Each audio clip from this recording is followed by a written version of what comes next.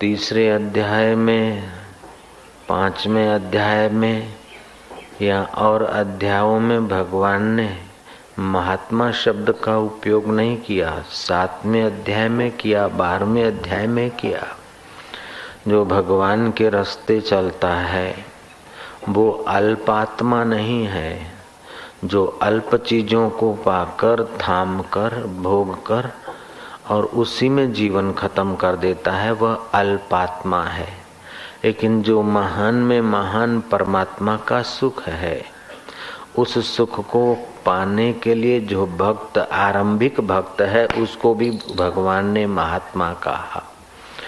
जो मध्यम अवस्था का भक्त है उसको भी भगवान ने महात्मा कहा कि वो महान आत्मा है, महान सुख और महान ज्ञान के रास्ते जा रहा है।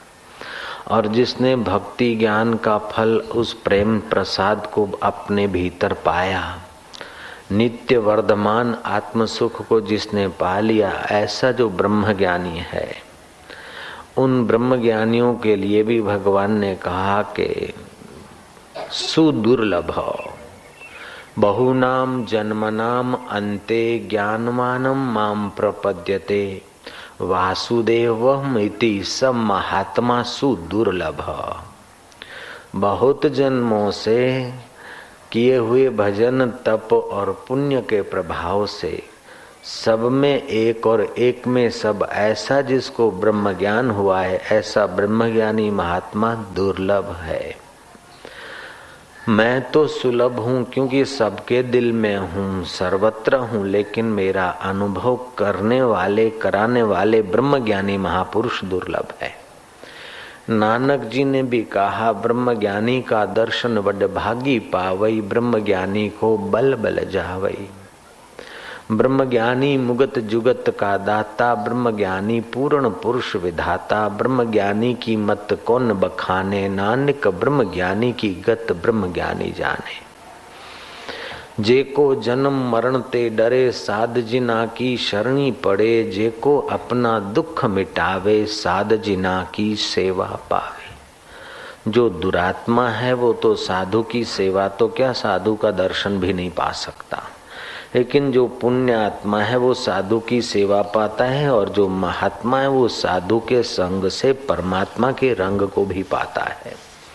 तो जो अल्प चीजों में उलझे हैं, अल्प जीवन में उलझे हैं, अल्प वस्तुओं में उलझे हैं और अल्प शरीर में और अल्प अहम में उलझे हैं, उनको अल्प आत्मा कहते हैं। लेकिन जो महान आत्मा को, परमात्मा को पाना चाहते हैं, अंतर सुख पाते हैं, अंतर का आराम पाते हैं, सत्कर्म करके सत्य स्वरूप परमेश्वर की कृपा प्रसादी पाते हैं, ऐसे लोगों को महात्मा कहा भगवान ने।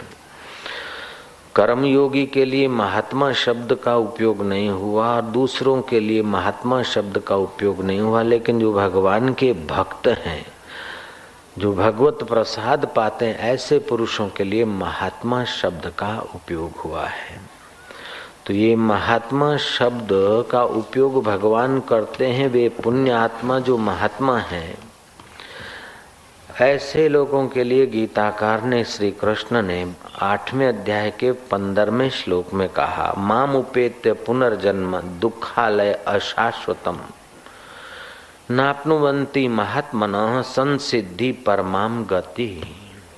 परमाम गताः, परम सिद्धि को प्राप्त हुए महात्मा जन मुझे प्राप्त कर अनित्य दुख के आलय रूप पुनर्जन्म को प्राप्त नहीं होते हैं। जो अनित्य शरीर है, चाहे किसी का भी हो, मनुष्य का हो, देवता का हो, दानव का हो, गंधर्व का हो, किन्नर का हो, शरीर चाहे सिंधी का हो, चाहे हिंदी का हो, शरीर तो सदा ही देर सबेर क्षीण होने के तरफ जाता है।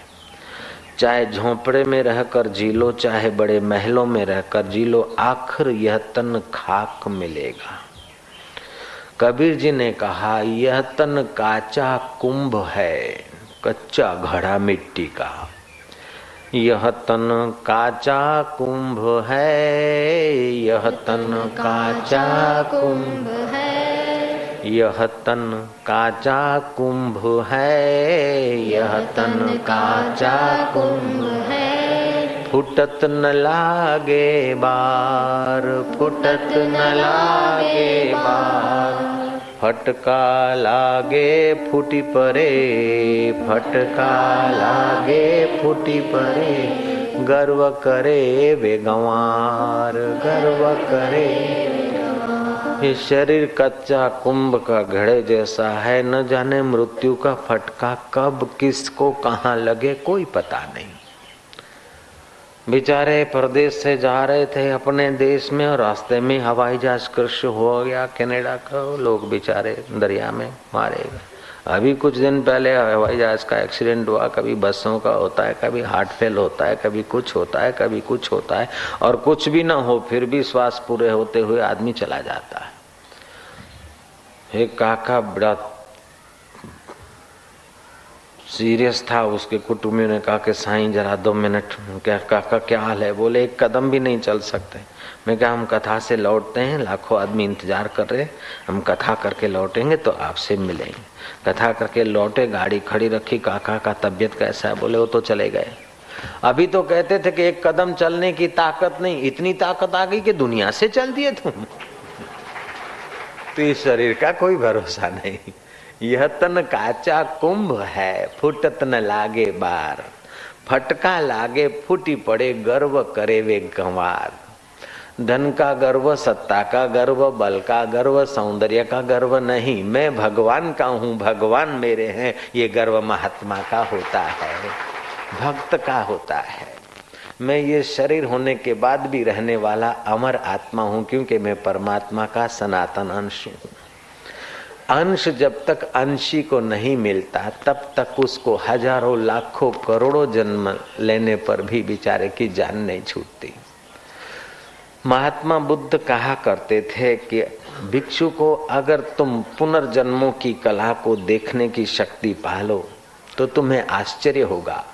तुमने कितने सारे जन्म लिए और हर जन्म की हड्डियों को एकत्रित कर लिया जाए तो वो हिमालय पर्वत को छोटा बता सकती, इतना हड्डियों का ढेर हो सकता है। तुमने हर जन्म में आंसू बहाए और कितने सारे आंसू हुए होंगे, शायद सरोवर और सागर को भी मात कर दे, इतने सारे जन्मों से जीव चला आ रहा है। 4,32,000 वर्ष का कलयुग होता है, उससे दुगना द्वापर, त्रिगुना त्रेता और चौगुना सतयुग, कुल मिलाकर 43,20,000 वर्ष बीतते तब एक चतुर्युगी होती है। ऐसी 1000 चतुर्युगी बीतती है तब ब्रह्मा जी का एक दिन होता है। ऐसा ब्रह्मा जी 100 साल जीते हैं। इस समय ब्रह्मा जी के 50 साल पूरा हो गया। 51वें वर्ष का प्रथम दिन है और मध्याह्न का अवस्था, अर्थात ये 28वीं चतुर्गी, 7वां मनवंतर और कलयुग का प्रथम चरण 5219 वर्ष हुए। ये दर्शन शास्त्र और इतिहास अपनी संस्कृति में इतना दिव्य है और कल्चर या मजहब में नहीं मिलेगा। जय राम जी की। कोई बोलता है मानव जात 50,000 वर्ष से चल रही है, कोई बोलता है 60,000 वर्ष से, कहीं किसी ने छलांग मारी तो 90,000 तक की, और किसी ने कोई बड़ी छलांग मारी तो पिछले 1.5 लाख वर्ष से मनुष्य जाति। लेकिन योग वशिष्ठ महारामायण में काकभूषण बोलते हैं तो कई बार प्रलय हो गए और कई बार फिर नई नई सृष्टि हुई। 12 वक्त तो मैंने श्री राम जी को अवतरित होते हुए देखा, 12 बार। युग युग में, द्वापर युग में राम जी आते, और 16 बार तो श्री कृष्ण को अवतार लेते हुए हमने देखा। और इससे भी पहले ऐसी ऐसी सृष्टियां देखी कि केवल वृक्ष ही वृक्ष। ऐसे भी युग थे कि स्त्री के गर्भ से बालक नहीं जन्मता था, पुरुष गर्भ धारण करता था। उस समय अगर कहा जाए कि स्त्रियों के गर्भ से बालक होगा तो लोग विश्वास ना करें, और अभी कहते हैं कि पुरुष के गर्भ से बालक होता था तो अभी विश्वास नहीं करते। तो सृष्टियों की कितनी कितनी उत्पत्ति हुई, कितना कितना रूपांतर हुआ, कितना कितना प्रलय हुआ, उसका कोई अंत नहीं। तो ब्रह्मा जी के एक दिन में 1000 चतुर्युगियां बीत जाती है। ऐसे ब्रह्मा जी 100 साल जीते हैं और पृथ्वी की धूल की कण गिन सकते हो, ब्रह्मा जी कितने हुए वो नहीं गिन सकते हो। जब ब्रह्मा जी की गिनती नहीं कर सकते हो तो जैसे तुम्हारे शरीर में 1 मिनट में कई जीवाणु बैक्टीरिया पैदा होते हैं, दूसरी मिनट में कई मर जाते हैं, तो तुम उनके लिए ब्रह्मा जी हो। तुम्हारे 1 महीने के आयुष्य में न जाने बैक्टीरियाओं का कितना पीढ़ियां बदल जाती होगी। ऐसे ब्रह्मा जी के 1 दिन में या 1 पहर में हम मानुषी जगत में न जाने कितना कुछ परिवर्तन आ जाता होगा। ऐसे ब्रह्मा जी जब धूलि के कणिकाओं से भी अधिक हो गए तो तुम्हारे हमारे जन्म कितने अधिक हुए होंगे। लेकिन उन जन्मों की परंपरा तब तक नहीं मिटती है जब तक जन्म का आधार जन्मदाता परमात्मा को नहीं पाता, तब तक यात्रा होती रहती है। फिर कभी महल में जीकर यात्रा पूरी कर दी तो कभी झोंपड़े में जीकर यात्रा पूरी की, कभी 2 पैर वाले शरीर में यात्रा पूरी की तो कभी 4 पैर वाले शरीर में यात्रा पूरी की, कभी लेडी के रूप में यात्रा पूरी की तो कभी लेडे के रूप में यात्रा पूरी की। लेकिन जिसने तन पाया उसकी यात्रा देर सबेर पूरी हो जाती। और फिर नया शरीर, जैसा कर्म ऐसा शरीर, जैसा कर्म ऐसा भोग, और फिर जैसा भोग ऐसे संस्कार, जैसे संस्कार फिर ऐसे कर्म, ऐसा चक्र चला जा रहा है, साइकिल घूम रही। बाष्पीभूत होता है पानी, बादल बनता है, हवाएं उड़ा ले जाती है। बंगाल में बरसात हुई और हिमालय में हुई, सिंधु नदी में हुई तो सिंधु नदी का पानी गंगा किनारे हुई तो गंगा का जल, यमुना का जल, साबरमती का, अलग अलग नाम पड़ गए लेकिन जल भागता हुआ फिर वहीं जा रहा है। सारी नदियों का जल फिर सागर में जा रहा है, फिर उठ रहा है। ऐसे जीव उत्पन्न हो रहा है, स्थित हो गया, नाश हो गया, उत्पत्ति, ये चक्र में बेचारा घूम रहा है। जैसे अरट होता है ना, पहले अरट होते थे कुओं पे, नार सिंधी में चले खटखट खटखट पानी की, तो वो गगरिया भर के आती, फिर खाली हो जाती, फिर भरती, फिर खाली हो जाती। ऐसे आदमी जन्मता है, मरता है, मरता है, जन्मता है जीव बेचारा। तो जन्म का दुख भी कम नहीं, मनुष्य की चमड़ी उधेड़ दो तो जो दुख होता है, ऐसा बालक को जन्मते समय दुख होता है। चमड़ी उधेड़ दो उस समय तो वो बेचारा बोल देता है घायरे में मर गया, लेकिन बचपन में वो इतना भी नहीं बोल सकता है, केवल रोता है। माता की जेर में लिपटा हुआ, माँ अगर अंदर, बालक अंदर है और क्रोध करती तो उसको क्रोधाग्नि तपाती है। और माँ बच्चे को 2 महीने का, 4 महीने का, 6 महीने का जो होता है, तो वैसा तो लिक्विड शरीर से बालक का आमंत्रण होता है। बाद में वही लिक्विड वस्तु हड्डियों में, नस नाड़ियों में और आँखों में और शरीर में रूपांतरित होती है। तो जैसे कुम्हार घड़े को निभाड़े में अग्नि में पकाता है, ऐसे ही गर्भाग्नि हम लोगों को पकाती है, प्रोसेस होता है। ईंट का प्रोसेस तो 3 दिन में पूरा हो जाता है, मटके का पकाने का प्रोसेस तो 4 घंटे में पूरा हो जाता है। लेकिन ये 100 साल रहने वाले मटके को 10 महीने तक गर्भाग्नि बराबर सेट करती। तो अंदर बेचारा जीव दुख सहता है। माता के गर्भ से जब बाहर आया तब जेल में पड़ा है। बाप तो मिठाई बांटता है कि वादा मुझे मैं पुट जावा, लेकिन पुट का हाल क्या है वो पुट ही जाने। जयराम जी की नारायण नारायण बोलो ना, नारायण नारायण। एक ब्रह्मज्ञानी संत का सेवक ने चिट्ठी लिखा के साईं बाबा मुखे बाहर न थे थो, ता चो चिंता न कर, यज्ञ कर हे कर पोता आशीषा कई बाबा मां पी थियो आया, मैं बाप हुआ हूं, मेरे घर बेटे का जन्म हुआ है। ब्रह्मज्ञानी संत थे, जरा कर दी दुआ, थोड़ा यज्ञ वज्ञ कराया, सत्कर्म करा दिया तो सत्कर्म से अच्छा आत्मा आता है, और उठा के ऐसे दे दिया तो ऐसे ही आ जाएगा। तो अच्छा बेटा आया है, बाबा ने छठी वठी है वो सब, ग्रह ब्रह भी ॾाढा सुठा, बहुत अच्छा है ये। बाबा ने चिट्ठी का जवाब लिखाया, तुमने लिखा है कि बेटे का जन्म हुआ है तुम्हारे बात घर में, लेकिन मैं ये बात नहीं मानता हूँ, तुम मेरे से झूठ क्यों बोलते हो। चिट्ठी जब भक्त ने पढ़ी कि अरे साईं, साईं हमारे पर विश्वास नहीं किया। दूसरी चिट्ठी लिखी, टेलीफोन किया कि साईं भगवान जो कसम, बाबा तांजे चरणन जो कसम, साईं मुखे तांजी दया से पुट जाओ है, बेटे का जन्म हुआ है। बाबा ने कहा नहीं हुआ। बोले बाबा जी 17 साल के बाद पहला बालक घर में, और हम झूठ कैसे बोले? और आपने कहा था तू चिंता न कर, वठ यज्ञ करवाया था बाबा, मैं वही फेरूंगा। अरे तेरे घर में बेटे का जन्म हुआ है, बेटे को तो पता भी नहीं मेरा जन्म हुआ है, अभी तू बेटे के बाप का जन्म हुआ। आज तक तेरे को कोई बाप नहीं बोलता था, अभी बोलेगा पप्पन पी। तो बेटे को तो पता ही नहीं मेरा जन्म हुआ है, बाप का जन्म हुआ, उसकी माँ का जन्म हुआ, उसके दादे का जन्म हुआ, उसके दादी का जन्म हुआ, उसके नाने का जन्म हुआ, उसकी नानी का जन्म हुआ। बेटा आते ही कोई नाना बन गया, कोई नानी बन गया, कोई बाप बन गया, कोई माँ बन गया, कोई दादी बन गया, कोई दादा बन गया, कोई काकी बन गया, तो कोई काका बन गया, तो कोई पका बन गया, तो कोई कचा बन गया। तो ये सारा खिचड़ी जगत, ईश्वर की दुनिया में तो एक बालक अवतरित हुआ है, लेकिन हमारी दुनिया ने तो एक बालक आते ही आप कोई फुआ बन गया तो कोई फुई बन गई। ये खिचड़ी जगत है। तो हमारी मान्यताओं का जगत एक है और ईश्वर की परंपरा का जगत दूसरा है। इन दोनों को सत्ता देने वाला जो आत्मा है, उसको जो जानता है, उसको फिर जन्म मरण का दुख नहीं सताता है। तो आज का श्लोक बड़ा कीमती श्लोक है और इस श्लोक के एकाध पाठ से, गीता के एकाध श्लोक के पाठ से, भगवान नाम कीर्तन से और ब्रह्मज्ञानी संत के दर्शन से करोड़ों तीर्थ करने का फल होता है। भगीरथ राजा ने तपस्या करके जब गंगा को धरती पर लाकर रख दिया तो गंगा जी की जय तो होने लगी, लेकिन बुद्धिमान गंगा अपना आदि भौतिक स्वरूप से तो बह रही थी, आदि दैविक शरीर से ब्रह्मा जी के पास गई। ब्रह्मदेव, आपने भगीरथ की तपस्या से प्रसन्न होकर मुझको, आप लोगों ने, ब्रह्मा विष्णु आदि ने, महेश ने मुझे भेजा मृत्युलोक में। मैं मृत्युलोक में गई, मेरा यश तो हो रहा है, लेकिन लोग नहा नहा कर पाप मुझ में डाल रहे हैं। देर सबेर में पापिन हो जाऊंगी, मेरा अंतःकरण भारी हो जाएगा। लोग तो नहा धोकर पवित्र हो रहे हैं, लेकिन मुझ में अपने पाप ताप का संकल्प छोड़ देते हैं, अस्थियां आदि।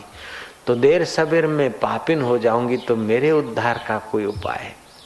ब्रह्मा जी ने कहा, बैठ बेटिया। करमंडलू से जल लिया, 3 आचमन लेकर ब्रह्मा जी उस आत्मा परमात्मा अकाल पुरुष में, आद सत जुगात सत्य है भी सत्य ब्रह्मा हो के चले जाते, फिर भी जो न आता है वो न जाता है उस अकाल में। ब्रह्मा जी के भी काल की सीमा है और तुम्हारे हमारे शरीर के काल की सीमा है, लेकिन तुम्हारे हमारे शरीर के अंदर जो आत्मा है वो अकाल है। वो आदि में सत्य था, अभी भी सत्य है, और ये शरीर न रहेगा तब भी रहेगा। उसका ज्ञान मिल जाए, उसका ध्यान मिल जाए और उसकी मुलाकात कराने वाला कोई फकीर मिल जाए तो बेड़ा पार हो जाए। ब्रह्मा जी उस अकाल पुरुष में 3 क्षण के लिए स्थित हुए, तो वह अकाल पुरुष से ही सारा ज्ञान पैदा होता है। विज्ञानी के विज्ञान की ही खबरें भी वहीं से आती है, बुद्धिमान की बुद्धि भी वहीं से सिंची जाती है, बलवान का बल भी वहीं से आता है, और पेटू के पेट की रोटी भी वहीं से हजम होने की सत्ता आती है। सेठ को धन संभालने की कला वाली मति भी वहीं से आती है, और मूंछ ऐंठने वाले को मूंछ ऐंठने की शक्ति भी वहीं से आती। सारे लोगों को, बुद्धिमानों को बुद्धि, बलवानों को बल, तेजस्वियों का तेज और दाताओं का दान, पुण्यात्माओं का पुण्य भाव, महात्माओं का महात्मा भाव, ये सारे सद्गुण उसी अकाल पुरुष की पिटारी से आते। पहले आ रहे थे, मध्य में आ रहे, अब भी आ रहे, बाद में भी आते रहेंगे, फिर भी तिनका भर नहीं खूटता है। इसीलिए ऋषि कहता है पूर्णमदः। गणित के आंकड़े में से आप ट्रिलियन में से $1 निकाल दो तो आंकड़ा टूट जाएगा, अरबों खरबों में से ₹1 निकाल दो या धर दो तो आंकड़ा टूट जाएगा। लेकिन वो अकाल पुरुष में से इतनी सृष्टियां निकल रही, फिर भी पूरे का पूरा, इतनी सृष्टियां लीन हो जाती है तब भी पूरे का पूरा। जैसे सागर में से करोड़ों करोड़ों गैलन पानी निकलता, फिर भी सागर वही महिमा में लहरा रहा है, और बारिशों में करोड़ों करोड़ों गैलन पानी जा मिलता है, फिर भी सागर अपनी महिमा में मस्त है। ऐसे सागरों का सागर जो अकाल पुरुष है, वो तुम्हारे हृदय में आत्मा होकर छुप कर बैठा है, ये भी बड़ा चमत्कार है। तुम्हारे शरीर में जठराग्नि रहती है, शरीर को जलाती नहीं। और पानी में बड़वा नल रहता है, बुझता नहीं। सांप दूध पीता है, जहर बना देता है, और गाय सूखा घास खाती है और दूध बना देती है। ये कितना चमत्कार! एक पानी की बूंद से मनुष्य बन जाता है, नेता बन जाता है, राजा महाराजा बनता है। वह पानी की बूंद बड़ी होती है, अपना ग्रेजुएट अनग्रेजुएट क्वालिफाइड अनक्वालिफाइड ये वो बनती, हंसती है, रोती है, नाचती है, चिंता करती है, अपना इनकम टैक्स का प्रॉब्लम सॉल्व कराने को किसी को कुछ करती, कोई ऑफिसर इनकम टैक्स का बनती है।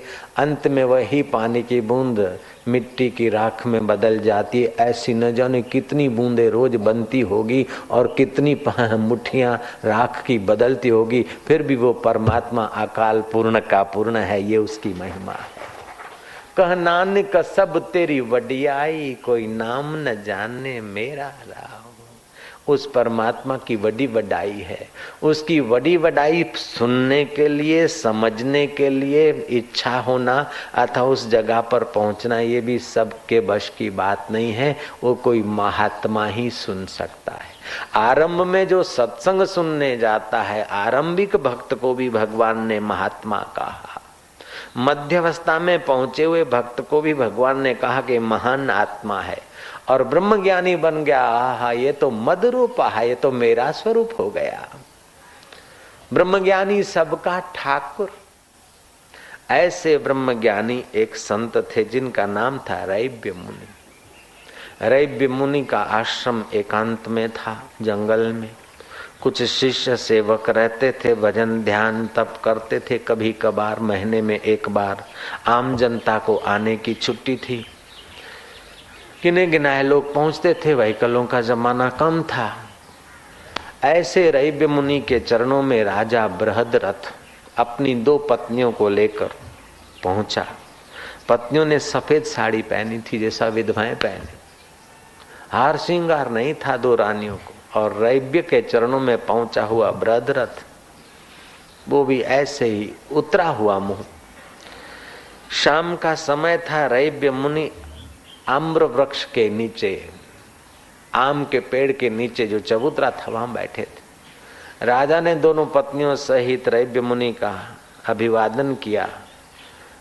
रैब्य मुनि ने देखा कि उदास मालूम होते हो। राजन क्या बात है? राजा के आंखों से 2 आंसू टपके।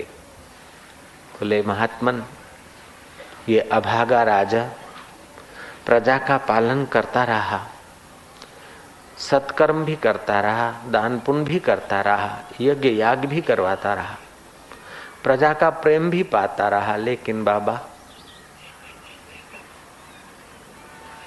एक चीज के न होने से सारा कुछ होते हुए भी कुछ भी नहीं। बोले क्या बेटा? बोले महाराज, घर में एक संतान नहीं, बालक नहीं। महाराज ने कहा जिनको बालक हैं वे भी दुखी हैं, बालक नहीं है वे भी दुखी हैं। तू तो परमात्मा को पा ले। लेकिन परमात्मा पाने जाता है, लेकिन तेरी इच्छा तो बालक की है। अब क्या किया जाए? महात्मा क्षण भर के लिए शांत हुए उस अकाल पुरुष में। किसी कौवे या पक्षी ने गिराया नहीं, लेकिन उस अकाल के संकल्प से, फुरने से आम के वृक्ष से एक पका आम गिरा महात्मा के गोद में।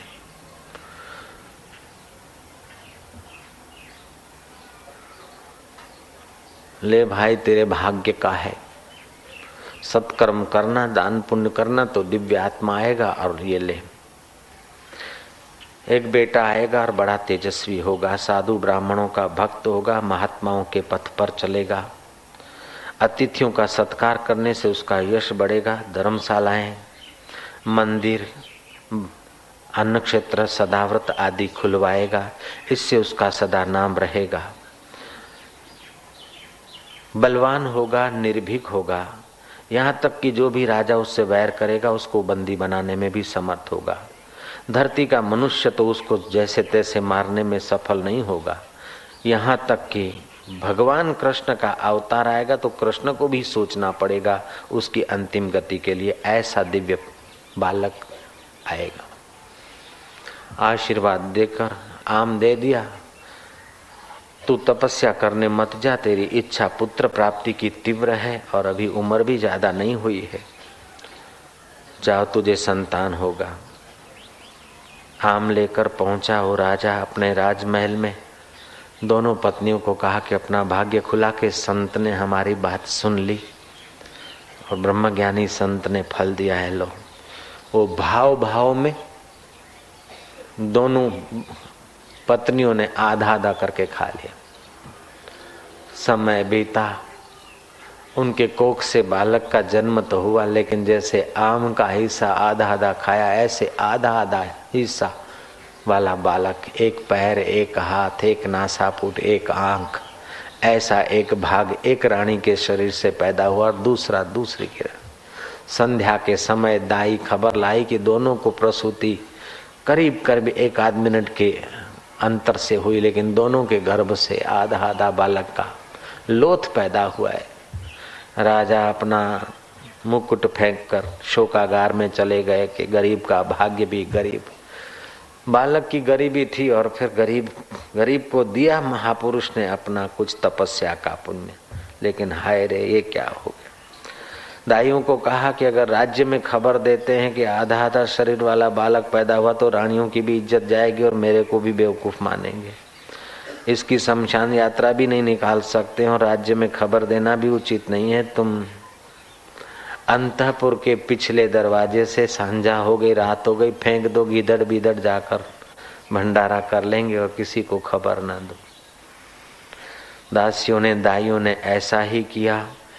रात्रि हुई, निशाचरों में जरा नाम की राक्षसी को गंध आई, भूखी थी और गंध आई मांस की। यहाँ गौशाला, जो अपने आश्रम की गौशाला है, वे गौशाला वाले बताते हैं कि गाय भी आती है तो 8 दिन तक सियार और कुत्ते यहाँ चक्कर काटते रहते, वैसे और दिनों में नहीं आते। तो कहाँ सियार रहते हैं, कहाँ कहाँ के कुत्ते रहते हैं, लेकिन गाय भी आई तो उनको गंध आ जाती है सियारों। उससे भी ज्यादा मांसाहारी निशाचरों को भी गंध आती। तो वो निशाचरी जरा नाम की राक्षसी ने देखा कि ताजा ताजा मांस है, लेकिन ये तो बालक है, बहुत अच्छा, लेकिन बालक भी 2 टुकड़े अलग अलग कटा कटाया नहीं। अब दोनों को अलग अलग क्या लें, 2 टुकड़ों को लेकर एक साथ में उठाकर ले जाऊं अपनी जगह पर खाऊं। इस भाव से उस जरा नाम की राक्षसी ने 2 पीसों को, 2 टुकड़ों को, बालक के 2 हिस्सों को जोड़कर ले जाना चाहा तो जुड़ने पर वो बालक जीवित हो गया। बालक का स्पर्श होते ही जरा नाम की राक्षसी की मति बदल गई, क्योंकि बालक उस महापुरुष के, महात्मन के स्पर्श के फल से पैदा हुआ था। तो जरा के अंतःकरण में भी महात्मापन का थोड़ा सा स्वभाव विकसित हुआ। जैसे धरती में सब रस हैं, जैसा बीज डालो ऐसा पेड़ पौधा पैदा होता है, ऐसे ही मनुष्य हो चाहे असुर हो, सबके अंदर सुमति कुमति सबके उर रही, अच्छाई बुराई सज्जनता दुर्जनता का बीज सबके अंदर पड़ा है। जिसको जैसा मौका मिलता है या जैसा चाहता है ऐसा ही वो विकसित हो जाता है। इसलिए सौभाग्य उनका कि जिनको सत्संग का मौका होता है, भगवत भाव का मौका होता है, तो भगवत भाव और सत्संग का हिस्सा बढ़ जाता है, तो संग और अल्पात्मा का हिस्सा दब जाता है और जीवात्मा परमात्मा तक पहुंच जाता है। अगर बार बार कुसंग ही मिलता रहे और कुकर्म ही करता रहे तो फिर वो बेचारा दुरात्मा होता है और दुर्गति को प्राप्त होता है। इसीलिए सत्संग जैसी और कोई हित करने की बात इस विश्व में कोई नहीं। ब्रह्मा जी ने आंख मूंदी, 3 क्षण के बाद ब्रह्मा जी ने गंगा को बताया कि बेटी, लोग तुझ में नहाते हैं, उनके पाप ताप तुझ में आ जाते, लेकिन तेरे अंदर अगर कोई ब्रह्मज्ञानी संत नहाएंगे तो उन महात्मा परमात्मा को पाए हुए ब्रह्मज्ञानी के स्नान मात्र से तेरे पाप ताप जल जाएंगे। ब्रह्मज्ञानी का दर्शन वड भागी पावई, ब्रह्मज्ञानी को बल बल जावई, ब्रह्मज्ञानी मुगत भुगत का दाता, ब्रह्मज्ञानी पूर्ण पुरुष विधाता, ब्रह्मज्ञानी की मत कौन बखाने, नानक ब्रह्मज्ञानी की गत ब्रह्मज्ञानी जाने। तो आज का श्लोक ब्रह्मज्ञानी हम कैसे बने, ऐसा श्लोक है। रैब्य मुनि के स्पर्श वाला आम खाकर जो बालक के 2 हिस्से 2 रानियों के गर्भ से पैदा हुए, जरा नाम की राक्षसी ने आहार के लिए उसे उठाया, जुड़ गए। वो बालक रोने लगा और बालक का कोमल रुदन और उसके स्पर्श से जरा नाम की राक्षसी की मति बदल गई। उनके पास ऐसी विद्या होती थी, मनचाहा रूप बना ले। बहुत सारी विद्याएं हमारे भारत में प्रचलित थी, अभी भी कहीं कहीं पर है। प्रतिस्मृति विद्या, मर गए हुओं को फिर से गंगा जी से प्रकट करके कर्ण को, दुर्योधन को, पांडवों को और कौरवों को प्रकट करके कुंता जी से, धृतराष्ट्र से, गांधारी से रात भर बातचीत कराई और सुबह उनको कहा जाओ पुत्रों अपने अपने लोक में। वेद व्यास जी ने उनको भेज दिया। तो ये प्रतिस्मृति विद्या है। चाक्षुषी विद्या होती है और भी कई विद्याएं होती है, उसका कोई पार नहीं। लेकिन सारी विद्याएं उस विद्याओं के आधार स्वरूप अकाल पुरुष आत्मा से आते।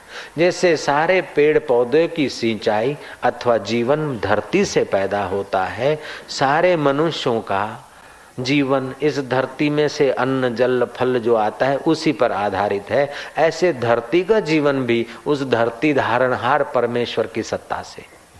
ऐसा अकाल पुरुष जल में, थल में, तन में, मन में, वन में सब जगह है। सूक्ष्म सूक्ष्मतर सूक्ष्मतम है। इंद्रियां स्थूल को देखती है, सूक्ष्म को माइक्रोस्कोप से देखा जाता है। सूक्ष्मतर और सूक्ष्मतम को कोई यंत्रों से नहीं देखा जाता, मंत्रों से नहीं देखा जाता, लेकिन वो सूक्ष्म मति बनाकर ध्यान समाधि करके उस परमात्मा का साक्षात्कार किया जाता है। जो चीज जिससे दिखती है उसी साधन का उपयोग करना पड़ता है। जैसे ये फूल का रंग देखना है तो कान से नहीं दिखेगा, आंख से ही दिखेगा। फूल की सुगंध आंख नहीं देखेगी, नाक ही इसको समझ सकेगा। फूल का स्वाद नाक को पता, स्पर्श नाक को पता नहीं। ये स्पर्श कोमलता, कठोरता स्पर्श इंद्री से होगी। आवाज कान से सुनाई पड़ेगा। एक साधारण फूल को देखना है तो इसका स्वाद देखना है तो जीभ चाहिए, रंग देखना है तो आंख चाहिए, स्पर्श देखना है तो त्वचा चाहिए और शब्द देखना है तो कान चाहिए। ऐसे परमात्मा को देखना हो तो साधन भजन वाली सूक्ष्मतम मति चाहिए। कबीर जी ने ठीक कहा है, प्रेम न खेतों उपजे, प्रेम न हाट बिकाए, राजा चहो प्रजा चहो, शीश दिए ले जाए। वो परमात्मा प्रेम खेत में पैदा नहीं होता और हाट पे बिकता नहीं है, लेकिन अपना ईगो अहम रूपी शीश जो ईश्वर में अर्पित करता है वो ईश्वर का साक्षात्कार कर लेता है, ईश्वर प्रसाद को पा लेता है। ईश्वर प्रसाद को पाए हुए रैब्य मुनि के स्पर्श से जो आम आया, उस आम ने भी गजब कर दिया। जरा नाम की राक्षसी को उसकी मति बदल दी। जरा नाम की राक्षसी ने सोचा कि मैंने तो कई बच्चों का मांस खाया है और कई जीवों का रक्तपान किया है। ऐसा सुकोमल बालक मालूम होता है कि राजा बृहद्रथ का है। क्यों न मैं इस बालक को राजा को अर्पण कर दूं, राजा बड़ा खुश होगा और मेरी पूजा होगी। बड़ा आदमी संतुष्ट होगा, खुश होगा तो बड़ा इनाम भी मिलेगा। वो आखिर राक्षसी थी, संत तो थी नहीं। इनाम की लालच तो उसके अंदर में बनी रही। संत के हृदय में इनाम बिनाम की लालच नहीं होती। राक्षसी ने स्मरण किया, जैसे रावण ने स्मरण किया मैं महात्मा बन जाऊं, महात्मा का वेश तो महात्मा बन गया।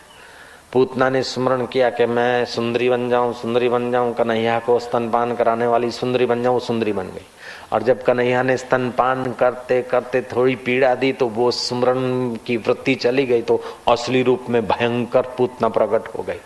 और फिर प्राण बचाने के लिए कन्हैया को ले भागी और जागी मामा कंस के बगीचे में धड़ाक धूम, कृष्ण कन्हैया। ऐसे ही इस जरा नाम की राक्षसी ने स्मरण किया कि मैं बड़ घराने की देवी स्वरूपा हूँ, देवी स्वरूपी हो गई। उस बालक को नटखट करते हुए शोकागार में चिंतित राजा को आवाज देते हुए कहती है कि राजन राजन शोक न करो, तुम्हारे सारे दुख निवृत्त हो गए। राजन आंख तो खोलो। राजा फिर सिर पटकता है कि मेरे कहाँ दुख निवृत्त हुए। दुख तो निवृत्त होते हैं जो इच्छा छोड़कर भगवान को पाते अथवा तो इच्छित वस्तु पाते। मैंने इच्छा छोड़कर भगवान को नहीं पाया, तब करने जा रहा था। महात्मा ने, रैब्य मुनि ने इतना बढ़िया फल और आशीर्वाद दिया, लेकिन मुझ अभागे को अक्कल नहीं रही। वो फल दे दिया रानियों को 2 हिस्सों में और बालक 2 हिस्सों में पैदा, उसकी लोथे फेंक दी। तुम कौन क्या? अरे राजन तुम रो रहे हो, सिर पटक रहे हो, आंख तो खोलो, मैं ऐसी चिल्लाई हूं कि तुम्हारा शोक मिट जाएगा। राजा ने आंख खोली, देखता है कि ये कोई देवी, हाथ गोद में बालक। बोले क्या है? बोले तुम्हारा ही बच्चा है, अभी अभी अंतःपुर से पीछे फेंका गया था और मेरे को पता चला, मैंने इसे जोड़ दिया है। अरे जीवित हो गया है, लो ये तोहफा मैं तुम्हें अर्पण करती हूँ, तुम्हारी चीज तुम्हें अर्पण करती। राजा पैर पकड़ के दुआ मांगता हुआ कहता कि तुम जगदम्बा हो कि सरस्वती हो, लक्ष्मी हो कि और कोई देवी हो, अलम्बुषा हो कि महाकाली हो। उसने कहा राजन न मैं महाकाली हूं न अलम्बुषा हूं, मैं तो हूं जरा नाम की राक्षसी। है कि हाँ, लेकिन महल में उस रूप से आ नहीं सकती थी और तुम विश्वास भी नहीं कर सकते थे, इसीलिए मैंने शुद्ध स्मृति विद्या के बल से अपना ऐसा रूप बनाया है और मैंने तुम्हारे बालक को साथ दिया है। अरे आप ही का है, ये लंबी आयुष्य भोगे भगवान करे। और तुम जो बोलते हो ऋषि ने वरदान दिए, ये सारे वरदान सत्य हो। राजा ने कहा तुम चाहे जरा नाम की राक्षसी हो, लेकिन मेरे इस शोक के समय में तुमने ही मेरे को सांत्वना दी और मेरे लाल से मेरे को मिलाया। अब हमारे कुल में तुम्हारी पूजा होगी, आप जो चाहे वो हम आपकी सेवा करें। राक्षसी ने कहा और तो कुछ नहीं, मेरा नाम जरा है और मैंने इसको सांधा है, तो इस बच्चे का नाम जरासंध रखोगे तो मुझे आनंद होगा और इस बच्चे के साथ साथ मेरा नाम भी जुड़ जाएगा। राजा ने वचन दे दिया और उस राजकुमार का नाम जरासंध रखा गया। और वो जरासंध बड़ा पराक्रमी हुआ, कई राजाओं को कैद किया, कई धर्मशालाएं, अनाथालय, साधु निवास, ये वो अतिथि गृह आदि सत्कर्म खूब किए उसने। उससे भी उसका यश प्रभाव और हौसला बढ़ गया। जब कृष्ण अवतार हुआ और सब राजाओं को बंदी बनाया और उन राजाओं ने कृष्ण को प्रार्थना किया, तो कृष्ण भी सोचने लगे कि जरासंध को जीतना कोई मजाक की बात नहीं, पहले यज्ञ में जाएं कि जरासंध के जुल्म को दूर करें। तो इसमें तो नारद जी की सलाह लेनी पड़ी। कृतवर्मा, साकेती, बलराम आदि की 2 पार्टियां हो गई, जरासंध को कैसे जीता जाए। श्री कृष्ण के नाक में दम आ गया इस जरासंध को ठीक करने के लिए, जयराम जी की। और फिर महाराज क्या था कि रैब्य मुनि का संकल्प था उसके साथ। श्री कृष्ण ले गए पांडवों में से उसको भीम को ले गए और मारे तोड़े, फिर ऐसे का ऐसा हो जाए। आखिर श्री कृष्ण ने तिनखा उठाकर सलाह दिया कि एक हिस्सा इधर फेंको और एक हिस्सा जरासंध का उधर फेंको, नहीं तो फिर से जुड़ जाएगा। और तब कहीं उसके आखिरी यात्रा हुई। कितने भी वरदान पाके हिरण्याकश्यपु आया, फिर उसे जाना पड़ा। जरासंध आया, उसे भी जाना पड़ा। और जरासंध को पहुंचाने वाले भीम को और अर्जुन को भी जाना पड़ा। शरीर चाहे कैसा किसका भी हो, पैदा होता है, बढ़ता है, बीमार होता है, बुढ़ापे का दुख भोगता है, मेरा मेरा करके जिंदगी भर संभालता है, लेकिन मृत्यु का झटका आता है, सब छोड़कर रवाना हो जाता। फिर बेचारा चंद्रमा के किरणों के द्वारा, बारिश की बूंदों के द्वारा अन्न फल जल में स्थित होता है। जीव उसका भोजन करते, उसका प्रारब्ध सेटिंग होता है तो माता के गर्भ में रहता है, नहीं तो बाथरूम में बह जाता है, गटरों में उसे दूसरे कीटाणु खा जाते हैं। कितना दुख। बाबा जी मेरे 3 बेटे हैं। क्यों? कि मेरे शरीर से पैदा हुए। तो बेटा जी ये 3 बेटे नहीं है, इस शरीर से तो कई बेटे पसार हो गए भांजे। हम 3 भाई, मेरे माता पिता की औलाद हम 3 हैं। अगर माता पिता के शरीर से ही जन्मे हो तो तुम 3 भाई नहीं हो, कई भाई नालियों में बह गए। इस बात को तो नास्तिक आदमी भी मानेगा आज के जमाने में। जय राम जी की। तो इस शरीर का ये हाल है, न जाने हम कितनी बार ऐसे गर्भ को छूकर बह गए होंगे, कितनी बार गर्भ न मिला होगा और भटकते रहे होंगे। तो अभी मनुष्य जन्म मिला है, मति मिली है और फिर सत्संग मिला है और महात्मा पद का भगवान के तरफ से तोहफा मिला है, तो इसका फायदा उठा ले तो कितना अच्छा होगा। सत्संग कोई बच्चों का खेल नहीं। सत्संग में पहुंचना कोई अल्पात्मा का, दुरात्मा का तो क्लास ही नहीं है।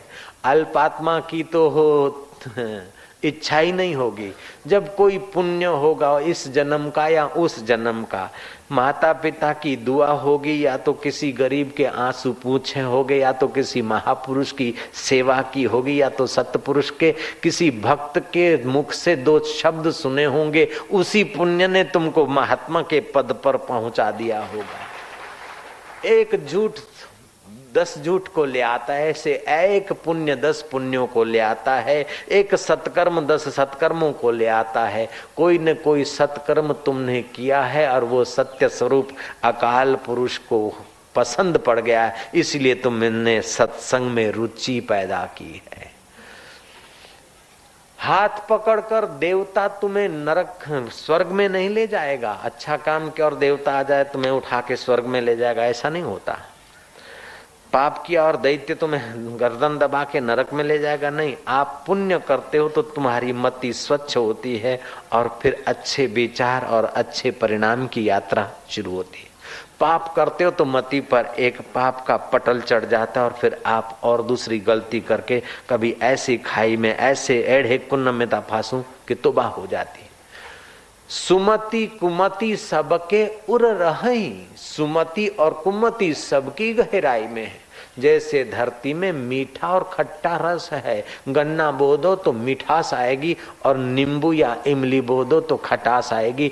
ऐसे ही शुभ बो दो तो देर सबेर परमात्मा कृपा की मिठास आएगी, और अशुभ कर्म करते और बो देते हैं तो अशांति की खटास कड़वास आती है। और ये खट्टे मीठे फल खाते खाते जिंदगियां पूरी हो गई, लेकिन जिससे खट्टे मीठे फल सींचे जाते वह प्रकृति, और प्रकृति का जो आधार परमात्मा, उसको जब तक हे अर्जुन ये जीव नहीं जानता है तब तक गर्भवास की मुसीबतों से, जन्म मरण की मुसीबतों से नहीं छूटता। तो आज का श्लोक इतना बढ़िया है कि अगर कोई महात्मा है, चाहे आरंभिक हो, भगवान के रास्ते श्री गणेश करता हो, भगवान की प्राप्ति में ABCD वाला ही हो, उसको भी भगवान सर्टिफिकेट देते हैं कि यू आर महात्मा। अल्प चीजों की आसक्ति छोड़कर संत के शरण में तो आया, अल्प चीजों का आकर्षण और ईगो छोड़कर महान बातें तो सुन रहा है। जो महान बातें सुन रहा है और भगवान के नाम का कीर्तन कर रहा है, वो अभी महात्मा का विद्यार्थी, तो KG का भी विद्यार्थी और PhD का भी विद्यार्थी। जयराम जी की। ABCD पढ़ने वाला भी स्कूल का विद्यार्थी है, MA पढ़ने वाला भी विद्यार्थी। ऐसे आरंभिक भक्त को भी भगवान महात्मा बोलते हैं, मध्यम भक्त को भी भगवान महात्मा बोलते हैं। तो इस श्लोक में भगवान ने उन पुण्यात्माओं को महात्मा कहा है। आप भगवान के श्री मुख से जो वचन निकले हैं उन्हीं को दोहराओ। गीता भगवान के मुख से निकली है। कोई पीर पैगंबर आता है, उपदेश देता है, बाद में उनके अनुयायी लिखते हैं, फिर मजहब बनता है, पंथ बनता है, ठीक है। लेकिन यहाँ तो भगवान ने स्वयं गाया है, और वेदों की वाणी, अपौरुष वेद जो उपनिषद और वेद है, उसी वाणी को भगवान ने अपने रिफाइनरी से रिफाइन करते हुए युद्ध के मैदान में अर्जुन को ज्ञान देकर झंझट मुक्त कर दिया। कई घड़ियां होती शॉक प्रूफ, वाटर प्रूफ, फलाना प्रूफ, तो पानी में डालो डूब खराब नहीं होगी, अमुक जगह पर उसको हीट का प्रभाव नहीं पड़ेगा। लेकिन गीता ऐसी है कि आपके हृदय को झंझट प्रूफ बना देती है, जन्म मरण प्रूफ बना देती है, कोई असर ना हो ऐसा मुक्त आत्मा बना देती है। तो गीता के एक आध श्लोक के पाठ से, भगवान नाम कीर्तन से और साधु पुरुष के दर्शन से करोड़ों तीर्थों का फल होता है। परम सिद्धि को प्राप्त हुए महात्मा जन मुझे प्राप्त कर अनित्य दुख के आलय रूप पुनर्जन्म को प्राप्त नहीं होते। जैसे प्राणियां खूब, जहाँ प्राणी रहते उसे प्राणी संग्रहालय कहते हैं। जहाँ खूब पुस्तक होते वहाँ पुस्तकालय नाम लिखना पड़ता है। जहाँ औषधियाँ होती उसको औषधालय बोलते हैं। ऐसे संसार में दुख है, इसलिए संसार का नाम है दुखालय। चाहे सेठ हो, चाहे राजा हो, चाहे कैसा भी हो, लेकिन जन्म का दुख तो सबको भोगना पड़ता है। फिर बचपन का दुख, दांत आ रहे उस पीड़ा हो रही दुख, फिर स्कूल में गए ठंडी गर्मी सही, पढ़े, थप्पड़े खाई, नपास हुए उसका दुख। और कभी कभी तो नपास होने का इतना दुख होता है कि कई बेचारे युवान आवेश में आकर आत्महत्या कर लेते, ऐसा दुख। फिर शादी का दुख, शादी नहीं होती है तो दुख, और शादी हो गई और अनुकूल पति पत्नी नहीं मिला तो भी दुख, अनुकूल मिल गए और बच्चा नहीं होता तो भी दुख, और बच्चा हुआ और ग्रह अच्छे नहीं तो भी दुख, और ग्रह अच्छे हैं लेकिन तबीयत ठीक नहीं तो भी दुख, तबीयत ठीक है लेकिन पढ़ता नहीं तो भी दुख, और पढ़ गया पास नहीं हुआ तो भी दुख, और पास हो गया और नौकरी छोकरी नहीं मिलती है तो भी दुख। जयराम जी की। मुझे तो एक महात्मा ने बताया कि आजकल लोग बोलते कि बाबा सवा पाव मिट्टी आते जाते रहते, फिर हमारी मौज आ जाती है तो आसाराम जैसे तुम कुछ कर दे देते ऐसे मैं भी दे देता हूँ। लेकिन सवा पाव मिट्टी जिनको मिलती नहीं है तब तक छटपटाते, लेकिन 2.5 पाव और 5 पाव जिनके पास मिट्टी उनको भी हमने दुखी देखा।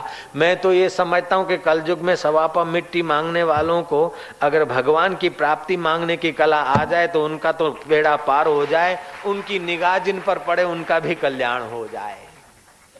ये जरूरी नहीं विवेकानंद ने कौन सी सवा पाव मिट्टी ली थी, आनंदमयी माँ ने और मीरा ने कौन सी सवा पाव मिट्टी ली थी।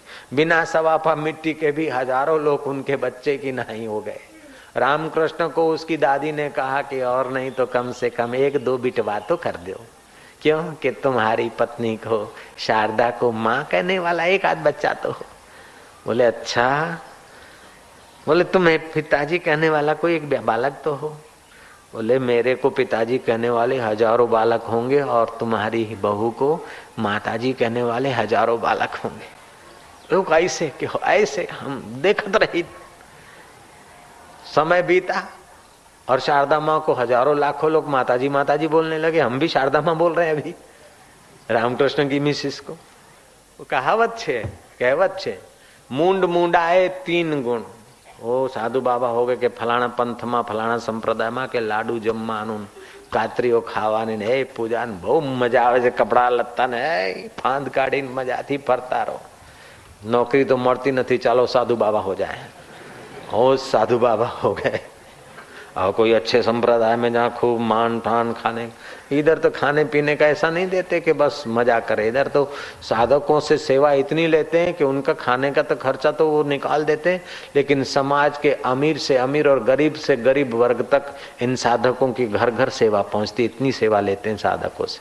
साधवियां भी ऐसी, मैगजीन में भी एक नौकर नहीं और दूसरे सारे इतनी संस्थाएं आश्रम चल रहे हैं, एक भी सर्वेंट नहीं, सब साधक सेवा करते हैं। तो यहाँ तो कोई लड्डू बड्डू या खीर बीर नहीं होता, एकदम सादा भोजन, तपस्वी जीवन। लेकिन जिस संप्रदाय में खूब लाडू होते उस संप्रदाय का हो गया वो चेला। हाँ मुंडा दिया। बोले क्या मरया है? अरे छना, अरे छना छना नहीं के, હું તો છનેશ્વર મહાત્મા છું। એટલે તું ક્યારે થયો? કે 10મામાં ફેલ થયો એટલે પછી જતો રહ્યો બાપજીના પંથમાં, નોકરી બોકરીના કઈ ઠેકાણા ના મળે અત્યારે। કેટલા વર્ષ થયા? કે 3 વર્ષ। કે આ છનો છનો કહીશ નહીં હવે, જો આજુબાજુ બધા મને પગે લાગે કે પણ આ મુંડન કેમ કરાવ્યું, તાલિયો કેમ થયો તું? અરે કે યાર तेरे को पता नहीं, मुंड मुंडाए 3 गुण, सिर की मिट जाए खाज, खाने को लड्डू मिले लोग कहे महाराज। No income tax, no sale tax, no surcharge, no पुत्री प्रॉब्लम, न पुत्र प्रॉब्लम, नो जमाई प्रॉब्लम। चपड़ा लिखी लिखी मुनि मन में चरण के संभाले संभाले वार अच्छा थी गया। जयराम जी की मैनेजर बोलता है सेठ सुखी, सेठ समझता है मैनेजर निश्चिंत है, लेकिन नानक दुखिया सब संसार। मैंने सुनी एक कहानी, किसी स्कूल में मास्टरों ने हड़ताल की और ट्रस्टी ऐसे थे कड़क कि उन्होंने संस्था ही बंद कर दी। तो सारे के सारे मास्टर बेचारे सब बिना नौकरी के हो गए। कोई जेमिनी सर्कस जैसी कोई कंपनी आई थी, हाँ उसमें भर्ती चल रही थी, एक मास्टर की भर्ती हो गई और उसको ट्रेनिंग दिया कि और कुछ नहीं करना है, केवल शेर की खाल पहनना है और तार पर चलने की ट्रेनिंग ले ली तुमने, गुर्राना है शेर जैसा, बाकी तो हमारा इंस्ट्रूमेंट भी साथ देगा। तो नीचे देखना नहीं है, केवल तार पर चलना ना, और बीच बीच में शेर की नाई। तुम मुंह फाड़ोगे तो शेर की खाल जाओ, शेर का मुंह ऐसे ही खुलेगा, गुर्राना है। तो ट्रेनिंग ले लिया और महाराज सर्कस में लोग बैठे और उसको पहले दिन लोगों के सामने उसको रियल सब तो पहले कर चुका था तार पे चलने का। और वो शेर की खाल पहन के शेर बनकर जो तार पे चल रहा था, मास्टर साहब दिखता था शेर, पूंछ मूछ भी बना दी थी सब, ओ गुर्राया तो सही, लेकिन उसकी नजर, मनुष्य तो है ना, सीधा कैसे देखे, इधर उधर देखे। नीचे देखा तो नीचे तो और 5-6 शेर गुर्रा रहे। वो घबराया, हाथ छूट गया, धड़ाक धूम नेट पर जा गिरा, वो कांपने लगा 5 शेरों के बीच। अब मैं तो मनुष्य, ये शेर है भगवान। तब उन शेरों में से उस एक शेर ने पहचान लिया कि हम भी वही स्कूल के मास्टर हैं, घबराना मत। तुमको निकाला गया था तो हमको भी निकाला गया और हम भी यही आए, पागल तू डरना मत, हम भी तेरे जैसे ही शेर है। नारायण। ऐसे ही ओए कोई सीएम होता है कि दूसरा मिनिस्टर समझता कि सीएम ने लहर छीना, सचिव समझता मिनिस्टर को लहर है, चपरासी समझता है, अरे चपरासी का कुत्ता समझता कि चपरासी सर्वोपरि, सारी जिंदगी पूंछ हिलाता रहता है। चपरासी का कुत्ता चपरासी के आगे सारी जिंदगी पूंछ हिलाता रहता है, समझता है सर्वोपरि। और चपरासी क्लार्क को या मामलतदार को बड़ा सुखी मानता है, मामलतदार कलेक्टर और सचिवों की पोस्ट बढ़िया मानता है। ऐसे करते करते एक दूसरे को सब सुखी और निश्चिंत मानते, लेकिन भाई सब ने खोल तो मनुष्य शरीर की पहनी हुई है, अंदर से देखो तो सब उसी घाट के गड़े, उसी स्कूल के मास्टर हैं सब। जन्म मृत्यु जरा व्याधि ये प्रकृति रूपी स्कूल के हैं सब। जब तक ये श्लोक के अनुसार आप अपने आत्म सुख के तरफ यात्रा नहीं करते, तब तक चाहे आप सेठ बन जाओ, करोड़पति, अरबोपति, मिलियनर, ट्रिलियनर बन जाओ, बड़े नेता बन जाओ, बड़ा महात्मा बन जाओ, बड़ा पहलवान बन जाओ, बहुत सुंदर बन जाओ, कितना कुछ कर लो, लेकिन आखिर यह शरीर ढलता है, बुढ़ा होता है, मरता है। शरीर ढल जाए, बुढ़ा हो जाए, आंख की रोशनी खत्म हो जाए, उसके पहले आत्मा की रोशनी पाले तो बेड़ा पार हो जाए। शरीर ढल जाए उसके पहले तेरा अहम परमात्मा में ढल जाए तो कितना अच्छा होगा। कान बहरे हो जाए उसके पहले ब्रह्म ज्ञान की कथा सुनाने वाले संतों के वचन कान में पड़े तो कितना अच्छा होगा। कुटुंबी शमशान में ले जाए उसके पहले कोई फकीर तुम्हें अंतर्यामी राम में ले जाए तो कितना अच्छा होगा। ये सब छोड़कर अनाथ होकर मरना पड़े, तुमने पति होकर पत्नी से निभा लिया, ससुरा होकर जमाई से निभा लिया, सेठ होकर नौकर और मुनिमों से निभा लिया, लेकिन उनकी धन्यवाद या थैंक्स मिल गई। लेकिन करता जब बेचारा मरता है तो न सेठ साथ में चलता है, न नौकर साथ में चलता है, न नेता साथ चलता है, न जनता साथ चलती है। मरने वाला बेचारा करता अकेला अनाथ होकर मरता है।